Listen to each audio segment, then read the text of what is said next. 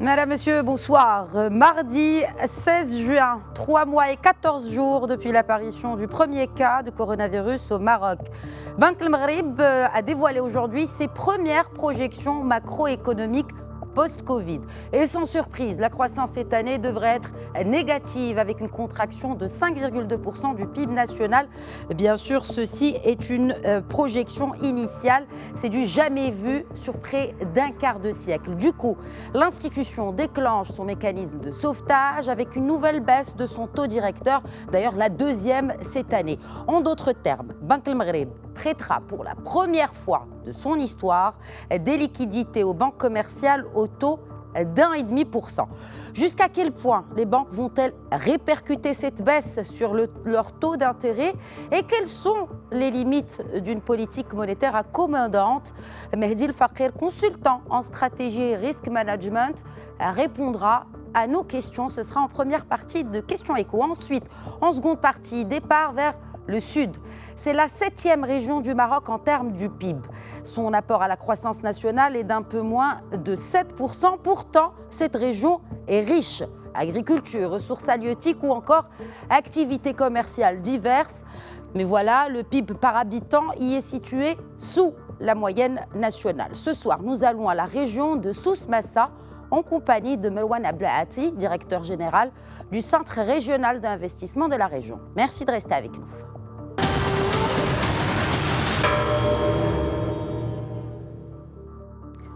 Mais avant, nouvelles mesures monétaires adoptées par Banque El Maghreb ainsi que les projections de croissance pour l'année de l'institution en cours avec Ala Abnani. Banque El Maghreb baisse son taux directeur à 1,5%. C'est l'une des principales décisions annoncées par la Banque centrale à l'issue de son deuxième conseil trimestriel tenu ce mardi. C'est également la deuxième baisse de l'année de ce taux après celle décidée en mars dernier. Autre décision annoncée par Banque El Maghreb, la libération intégrale du compte de réserve au profit des banques.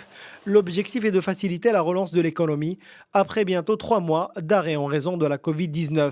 Selon Banque El Maghreb, l'impact de cette pandémie est tel que le taux de croissance devrait se contracter de 5,2%, une première depuis 1996.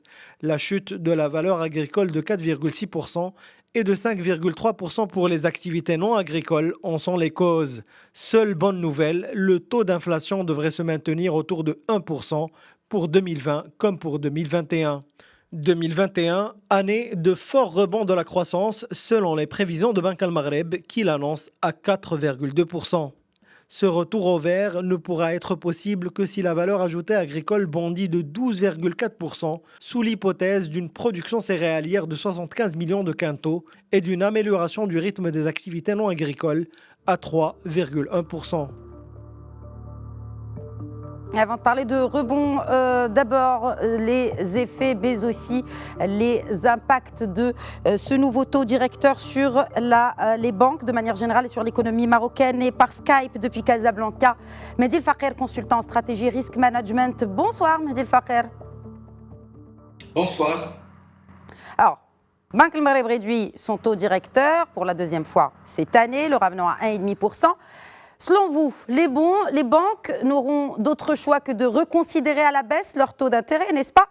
Et surtout, est-ce que la Banque centrale peut motiver ou en tout cas mettre une pression quelconque sur ces banques commerciales pour justement qu'elles baissent les taux d'intérêt qu'elles appliquent, que ce soit pour les entreprises ou pour les particuliers?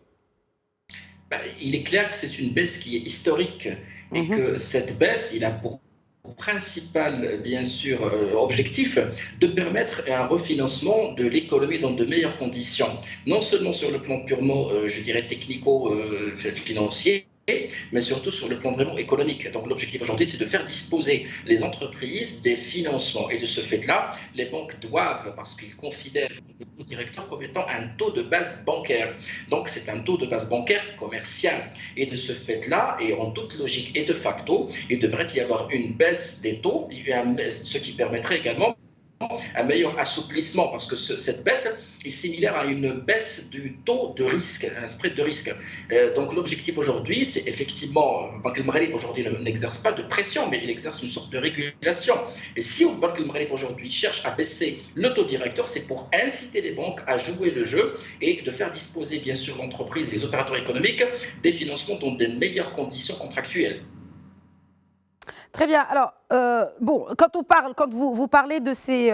D'ailleurs, on est en train de voir les images qui étaient diffusées dans l'écran à côté de vous de ce point de presse du Wali de Banque El Maghreb, Abdelatif Jouari, où il a répondu aux questions des journalistes. Et justement, beaucoup de questions ont porté sur ce point essentiel des banques, du financement, d'un financement plus souple, notamment par rapport à ces garanties aussi demandées souvent aux entrepreneurs. Alors, selon vous, est-ce qu'il y a un seuil peut-être pour le financement, pour ce financement des banques?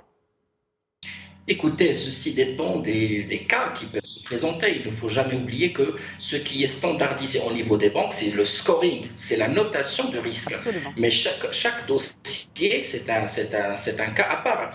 Également, les stratégies de gestion des risques, les stratégies d'octroi du crédit et les vocations des banques sont différentes. Il y aurait des banques qui sont monosegments ou qui ont une vocation qui est moins universelle que d'autres. Et il y a même des banques qui dépendent de groupes internationaux, donc ils ont des restrictions ou des politiques qui sont plus restrictives et plus prudentes, entre parenthèses je le dis. Donc je pense personnellement que c'est le scoring qui devrait unifier ces banques-là, ces banques en quelque sorte, et puis leur stratégie devrait vraiment différer d'une banque à une autre. Mais nous sommes dans un contexte qui est particulier et exceptionnel. Donc un changement s'impose dans la perception du risque et de la qualité du risque. Et je crois que Banque El Maghreb aujourd'hui est en train de baisser le taux directeur pour qu'ils incitent les banques à un tel changement également dans leur stratégie d'octroi. Alors, parce que justement, on parle d'un cadre de ces opérations de refinancement pour favoriser davantage les banques qui déploient le plus d'efforts dans ce sens. Cela fait partie du communiqué officiel de la Banque centrale. Est-ce que, encore une fois, je reviens peut-être à ma première question, Mehdi Fakher, est-ce qu'il y a moyen d'inciter ces banques-là à prêter plus facilement et à des taux plus encourageants pour les entreprises en l'occurrence? Nous sommes en train de parler d'un secteur réglementé. Donc, l'omniprésence de la supervision bancaire est là. Donc, l'appréciation de la Banque centrale devrait se manifester au niveau des déclarations réglementaires et des statistiques qui sont communiquées par les banques. Donc, Banque El Maghreb serait, je dirais, plus compréhensive pour certains cas, pour certains environnements, pour certaines situations. Et de ce fait-là, les restrictions réglementaires et les ratios prudentiels et le cadre et le corpus réglementaire devraient être réestimés, reconsidérés selon les cas, selon si la banque en question est en train d'évoluer ou de faire évoluer son portefeuille dans un environnement qui est particulier. C'est là, à mon humble avis, la marge d'appréciation de la Banque centrale. Sinon, le cadre étant clair, Banque El Maghreb devrait ne pas faire jouer cette carte d'appréciation qui est individualisée selon les cas. Vous savez aujourd'hui que nous sommes devant une crise sanitaire qui a des collatéraux économiques et de ce fait-là, l'appréciation de la qualité du risque et le risque de contrepartie est complètement différente d'une banque à une autre, d'une contrepartie à une autre. Nous ne pouvons pas aujourd'hui raisonner de la même façon et donc ce traitement individualisé, c'est vraiment cette marge de manœuvre de la Banque centrale. Très bien. Bon, on a parlé des banques, on a parlé de la Banque centrale, parlons à présent de l'entrepreneur himself. Quid de la responsabilité de l'entrepreneur justement après cette décision de Banque El Maghreb? Oui, les banques vont peut-être prêter plus à des taux beaucoup plus encourageants, mais quelle est la responsabilité de l'entreprise? Écoutez, moi je vais être très pragmatique. L'entrepreneur, une partie des entrepreneurs, risquerait d'être déboussolés parce qu'ils sont en train de vivre une crise qui est singulière. Donc ces entrepreneurs, au-delà du financement proprement dit, ont besoin d'un accompagnement approprié, d'un accompagnement qui s'impose par la force des choses. Il est inconcevable d'instaurer et de prévoir des accompagnements dans un cadre qui est conventionnel et classique, et dans un contexte qui est tout à fait normal et prospère, et de n'imaginer que du financement pur et dur. Donc cet entrepreneur doit être accompagné premièrement par les institutions bancaires.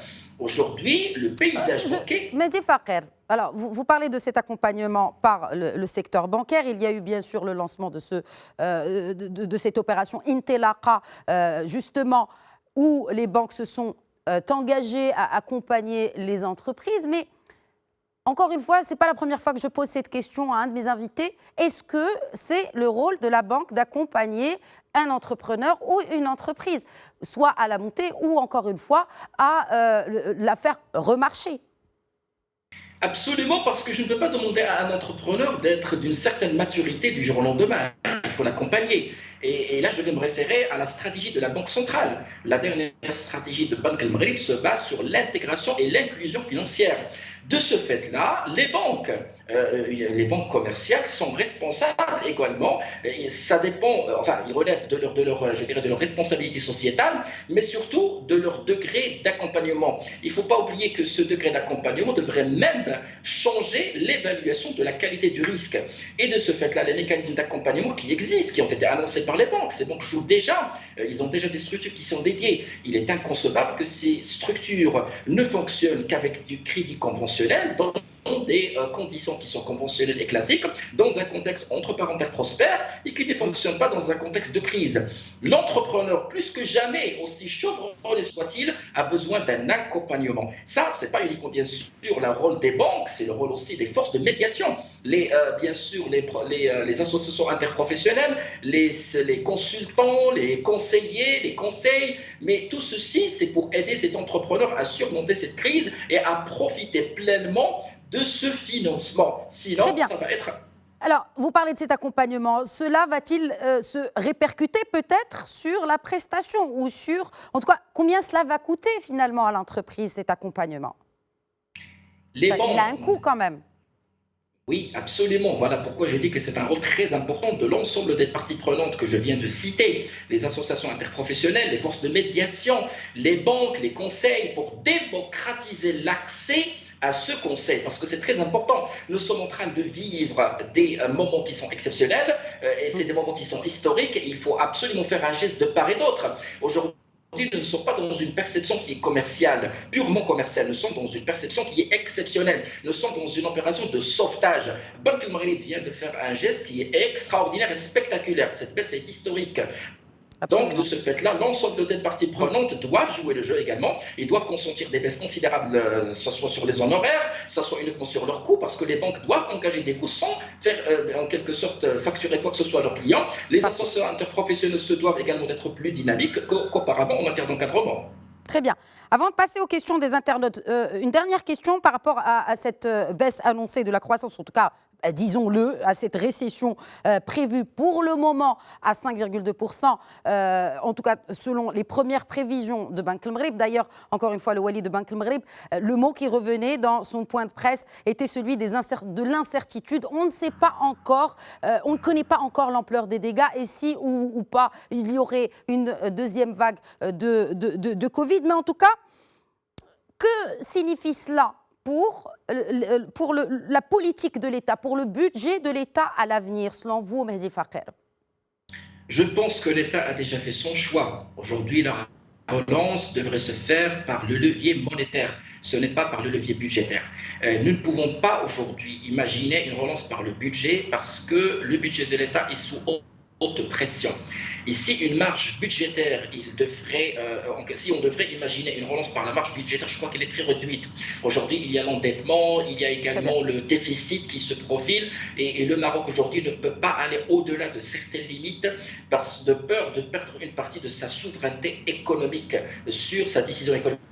Donc aujourd'hui, il est clair que l'État est en train d'imaginer une relance par le levier monétaire à travers, bien sûr, la contribution du paysage bancaire et à travers le financement du paysage bancaire. Très bien. Question des internautes. Et tout d'abord, Youssef, une politique de financement plus souple peut-elle avoir des effets inflationnistes, Mehdi Faker? Aujourd'hui, ces effets inflationnistes devraient être maîtrisables s'il y aurait l'accompagnement que je viens de citer. Si aujourd'hui nous allons jouer uniquement sur l'octroi de crédit, uniquement sur l'injection des fonds, l'injection du cash sans que ce cash soit mesuré, soit cadré, soit régulé, soit bien suivi, bien sûr, ça va se transformer en inflation et en tension inflationniste. Et malheureusement, la Banque centrale pourrait faire marche arrière en réinstaurant la contribution, enfin, la réserve obligatoire et puis en rehaussant le taux. Donc tout dépend bien sûr de ce suivi. Très bien. Deuxième question, Mehdi Faker, de Hicham. qui dit, sachant que cette politique monétaire n'a rien lancé depuis 2012, ne pensez-vous pas que ça profiterait uniquement aux banques qui, avec l'argent moins cher, ou avec de l'argent moins cher, elles achèteront des bons de trésor? Écoutez, aujourd'hui, il y a un régulateur qui a décidé une baisse extraordinaire et spectaculaire. Aujourd'hui, le régulateur va suivre de très près. Nous vivons un contexte qui est exceptionnel. Je vois mal comment les banques commerciales vont raisonner avec une logique de règles dans un contexte qui est purement exceptionnel. Aujourd'hui, les banques sont conscientes que cette baisse a été consentie par la Banque centrale pour financer l'économie, pas pour faire des deals en termes de titres. C'est loin de là. Donc, je crois que le suivi du régulateur de Banque Al-Maghrib et de la Banque centrale est décisif et que si l'expérience réussisse, ça sera grâce bien sûr à cette adhésion de la part des banques commerciales. Merci beaucoup Mehdi El Faker d'avoir partagé avec nous cette analyse et cette lecture. Encore une fois, rappelons-le, de cette baisse historique du taux directeur par la Banque centrale marocaine à 1,5%. Merci encore une fois. Merci à vous. Passons à présent à la deuxième partie de Questions Éco.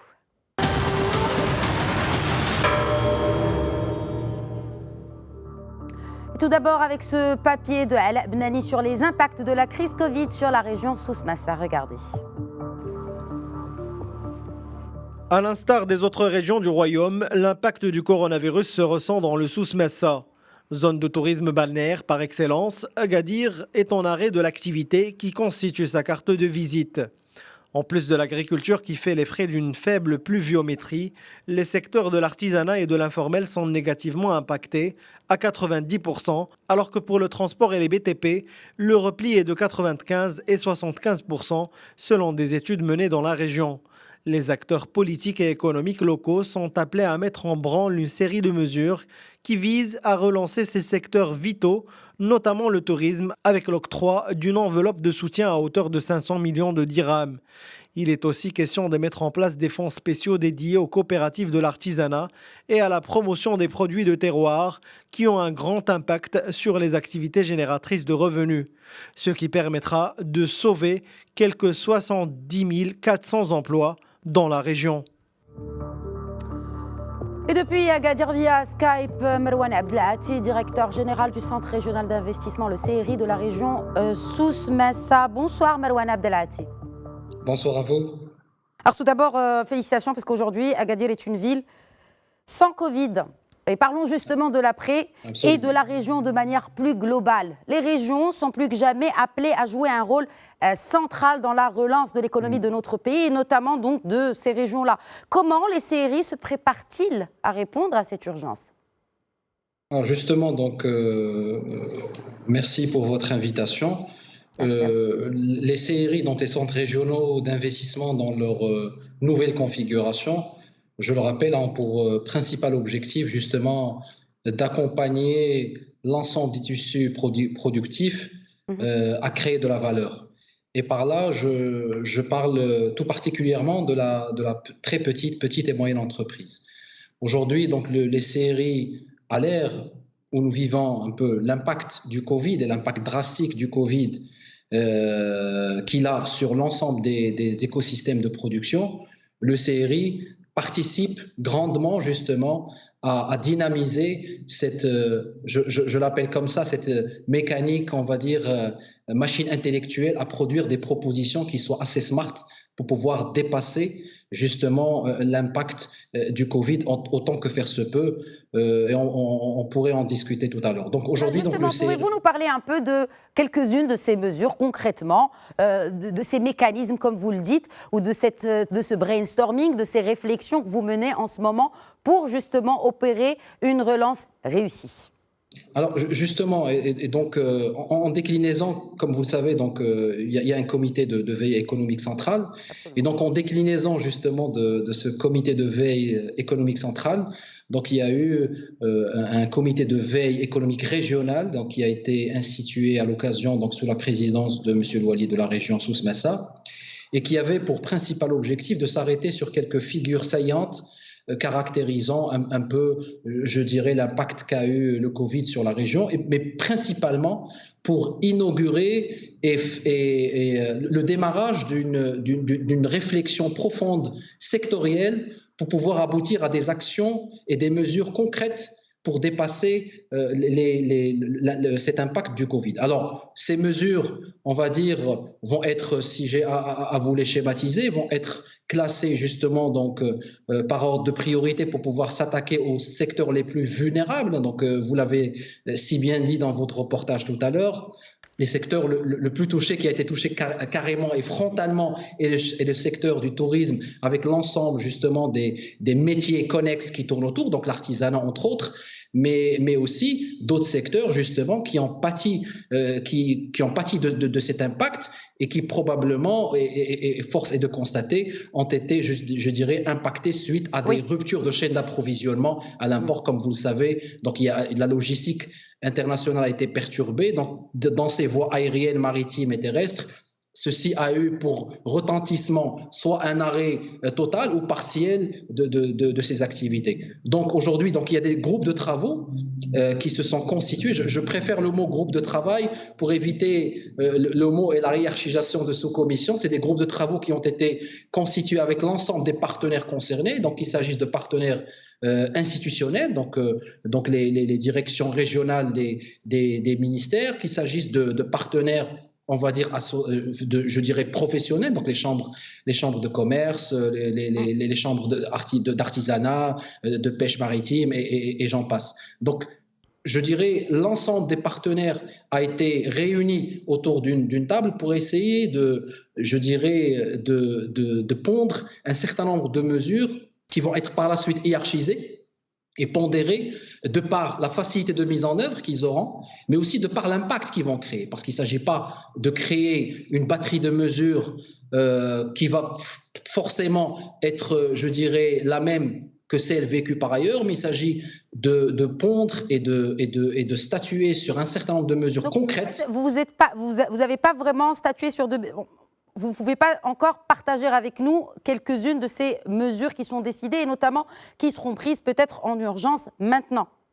Alors, je dirais aujourd'hui, c'est un peu prématuré, un peu précoce de vous en parler parce que les groupes de travaux sont en cours, je dirais, sont toujours, on va dire, en ébullition intellectuelle. La semaine prochaine, clause de rendez-vous pour pouvoir partager l'ensemble de ces mesures et de ces actions avec le comité de veille régional sous la présidence de M. El Wali. Mais ce que je peux vous dire, c'est que en fait, il faut dire les choses telles que nous étions quelque part acculés à créer cette dynamique. En fait, Covid ou pas Covid, je pense que l'ensemble des acteurs était dans l'obligation justement de s'arrêter sur la réinvention des business models d'un certain nombre de filières.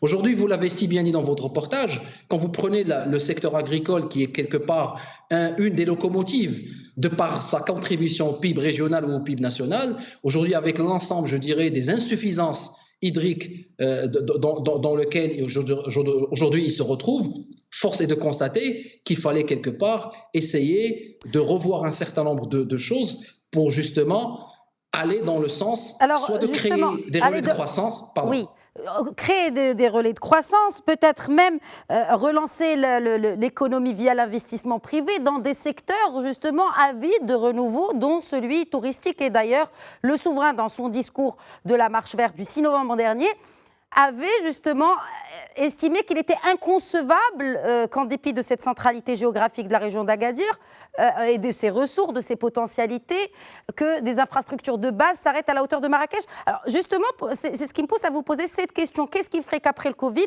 cette relance, et justement de l'investissement privé, serait réussie ? Alors justement, je vais vous citer un exemple très concret. Parlons du plan d'accélération industrielle. Comme vous le savez, aujourd'hui, Souss Messa était une des premières régions avec une déclinaison du plan d'accélération industrielle. Quel a été finalement l'objectif de ce PAI? C'est de dire, arrêtons-nous pour consolider les métiers stratégiques, traditionnels de la région, mais recherchant d'autres leviers de croissance à travers d'autres écosystèmes. Donc ça peut être la plasturgie, la métallurgie, l'automobile, etc. Aujourd'hui, nous sommes une région qui a l'ensemble des capacités, je pèse mes mots, l'ensemble des capacités foncières industrielles, ressources humaines, et là je parle du capital humain. L'université Ibn Zour est une des grandes universités du royaume, avec une pléiade de formations qui va du technicien simple jusqu'à l'ingénieur. Donc nous avons aujourd'hui un ensemble de batteries qui ont été identifiées pour pouvoir justement accompagner l'essor ou la mise en place de ces nouveaux écosystèmes industriels, pas en remplacement, je dis bien pas en remplacement, mais en consolidation des métiers, je dirais, traditionnels que connaît la région, à l'instar de la pêche, de l'agriculture, etc. Et du tourisme. Le fameux triptyque tourisme, agriculture, pêche, Absolument. le secteur classique. Peut-être juste une question de l'internaute, il nous reste très très peu de temps, un peu moins d'une minute, de Youssef, et qui se demande si la région de Souss Massa doit être considérée comme sinistrée en raison de l'arrêt de l'activité touristique et de la sécheresse qui accentue le stress hydrique. Rapidement, s'il vous plaît, Marouane Abdelhati.